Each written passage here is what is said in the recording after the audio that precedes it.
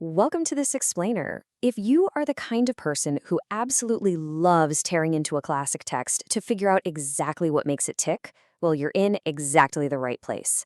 Today, we're unpacking a really fascinating mid-Tudor poem by Henry Howard called The Martial Ruin of Sardanapalus. We're going to dig deep into the language, the history, and the really stark moral warnings stitched into every single line. But real quick, before we completely immerse ourselves in the text, I've got to give a shout out and let you know that this explainer is brought to you by English Lit on YouTube. If you're into structured, deep dives into classic literature just like the one we're doing today, they are honestly an incredible resource for your learning journey. All right, let's just experience the poem itself. Listen to the sheer weight and drama of these opening lines. Howard writes, "The Assyrian king, in peace, with foul desire and filthy lusts that stained his regal heart, in war that should set princely hearts on fire, did yield vanquished for want of martial art." So right out of the gate, the stage is set, isn't it? We're introduced to an Assyrian king who is entirely consumed by peacetime decadence, completely failing at his fundamental duty of war. The poem continues, and Howard builds these incredibly stark visual juxtapositions. The dint of swords from kisses seems strange, and harder than his lady's side his targe. From gluttonous feasts to soldiers' fare a change, his helmet far above a garland's charge. Notice how classical imagery of a harsh, unforgiving battlefield is slammed right up against the softness of a decadent banquet hall. It's a total whiplash. Then, he just strips the king of his dignity entirely, adopting this deeply tragic and didactic tone. Who scarce the name of manhood did retain, drenched in sloth and womanish delight, feeble of spirit, impatient of pain, when he had lost his honor and his right. The picture he's painting here is of a ruler totally drenched in sloth, just completely stripped of his honor. And here is how Howard brings this tragic portrait to a close. Proud time of wealth, in storms appalled with dread, murdered himself to show some manful deed. He ends it on this incredibly dark, performative act of suicide. It's like a desperate attempt to manufacture a manful deed at the very end of a completely wasted life. Okay, so how does this all work? We're going to break this down into 4 distinct parts. First, a general analysis. Second, tone and diction. Third, structure and moral contrasts. And finally, form and meter.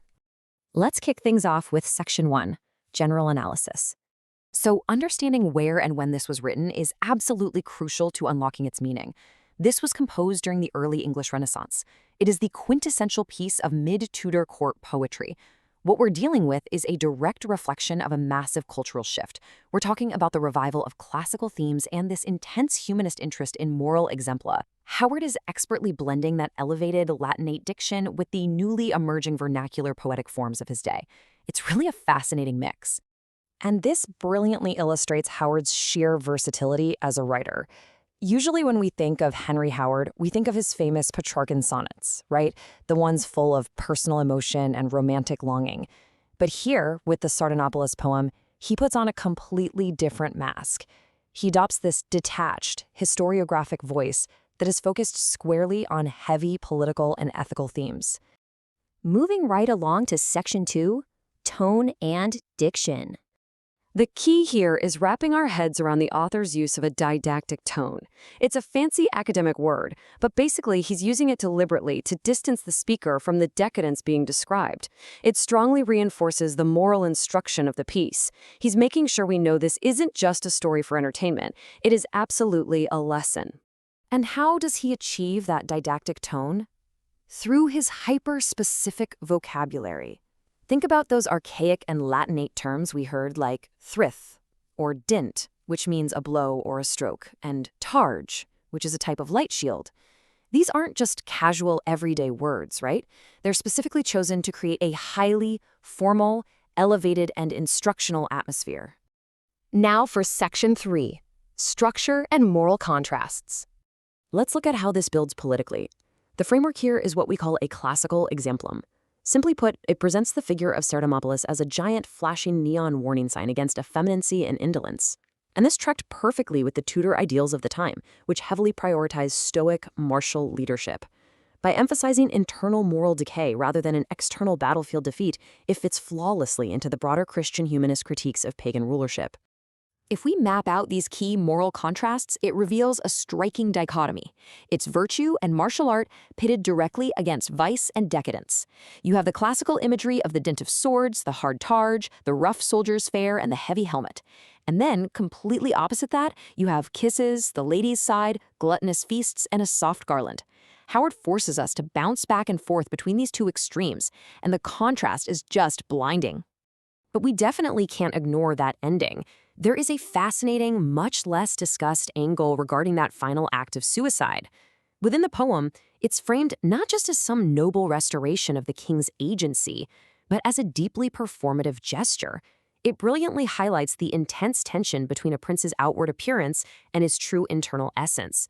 He desperately wants to look like a man of action at the very end, even though his essence is already thoroughly corrupted. Which brings us to our final section, form and meter. From a purely mechanical standpoint, the poem is written in iambic pentameter with a fairly loose rhyme scheme. Now, why does that matter? Because it acts as a crucial transitional piece in English literature.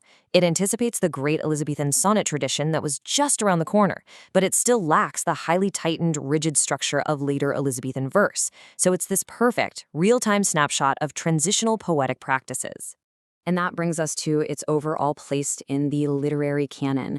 Henry Howard is often celebrated and, honestly, sometimes overshadowed by his massive formal innovations, especially in lyric poetry. But this piece proves his unbelievable range. It shows just how adept he was at taking heavy classical sources and adapting them for sharp political and ethical moral instruction. He wasn't just a one-trick pony. As we wrap up this explainer, I want to leave you with a thought provoked directly by Howard's text. How does the tension between performative appearance and true moral essence still define our expectations of political leadership today? Because let's be real, this Renaissance critique of pagan rulership isn't just dusty history. It mirrors the exact questions we still ask about leadership and morality right now in the modern world. Think about that as you reflect on the poem. Thanks so much for joining me on this deep dive, and keep learning.